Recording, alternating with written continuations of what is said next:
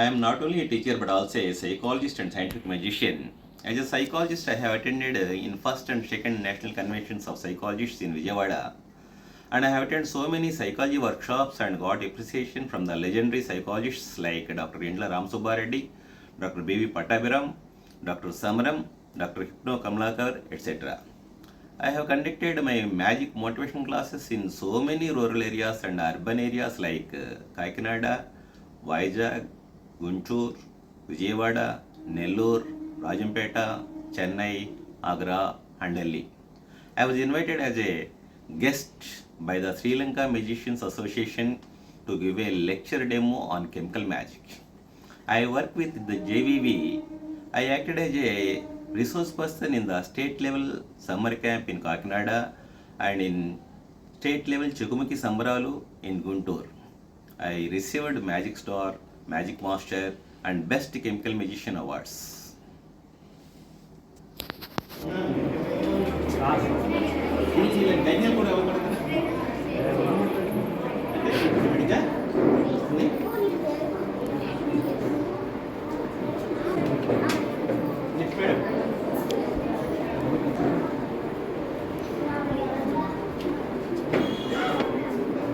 ఆటోమేటిక్గా అది లాస్ట్ అయిపోయింది.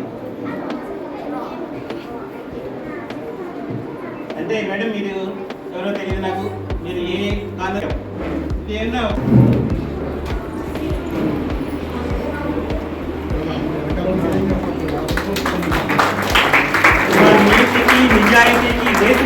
చిన్న పిల్లాడు, మీలాంటి పిల్లాడు ఉన్నాడు. వాడి బ్రెయిన్ కూడా బయటకు కనిపిస్తుంది చూడండి. బ్రెయిన్ గురించి మీరు నేర్చుకున్నారు కదా, అది అప్రాక్సిమేట్గా 1300 to 1400 గ్రామ్స్ ఉంటుంది. అది మన బాడీ వెయిట్ తోటి ప్రపోర్షనేట్గా 2% వెయిటే ఉంటుంది. కానీ అది అవైల్ చేసుకునేటువంటి ఎనర్జీ ఎంత తెలుసా? 20% ఎనర్జీ కన్జ్యూమ్ చేస్తుంది. అది అంత పవర్ఫుల్ అది. మరి సరే, ఒక పిల్లలు, వాడు ఇంత చిన్న పిల్లోడు, ఇంత చిన్న మెదడు, ఇవన్నీ వాళ్ళు చదవాల్సిన సబ్జెక్ట్స్. కొండల కోర్సు ఉంది, ఎంతకీ తరగనంది అన్నట్లుగా పాడుతున్నారు వీళ్ళు. మరి చూడండి, ఇవన్నీ కూడా సబ్జెక్ట్స్. ఇన్ని సబ్జెక్ట్స్ ఇంత చిన్న మెదడులో పడతాయా? అసలు వీడు ఉన్నాడే చిన్నపిల్లాడు. కొంతమంది తెలియని వాళ్ళు, అమ్మో ఇన్ని పుస్తకాల ఎలా చదువుతారంటారు. చూడండి, ఒక సబ్జెక్టే వీడికంటే హైట్ ఉంది. మరి చూసినట్లయితే చూడండి, ఇది మన మదర్ టంగ్. బయట వాళ్ళు కష్టమేమో కానీ మనకి చాలా తేలిక కదా. చూడండి, అసలు బ్రెయిన్ కెపాసిటీ చూడండి ఒకసారి. చూడండి ఎంత చక్కగా అందులో కలిసిపోతుందో, బ్రెయిన్లో ఎంత రిసీవ్ చేసుకుంటుందో. It's over. రెండవది హిందీ.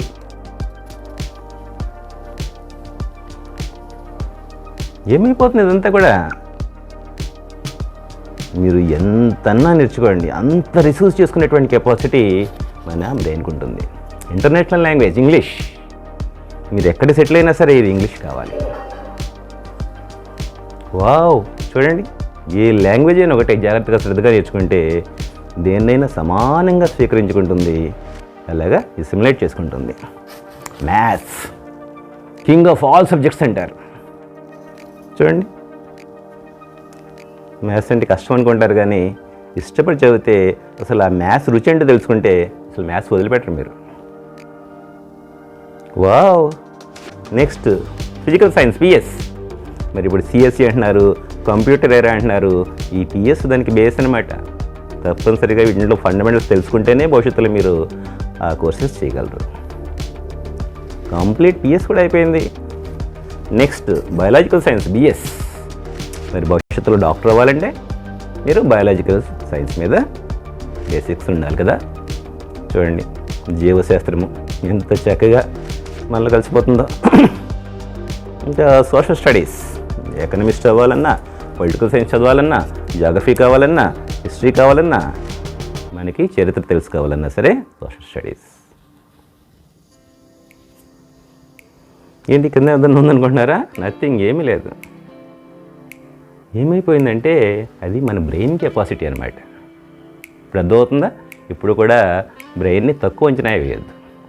ఇంకా మీ టెక్స్ట్ బుక్స్ కాకుండా అదర్ దాన్ టెక్స్ట్ బుక్స్ కూడా మీరు చదవాలి. పజిల్స్ ఆన్సర్ చేయాలి.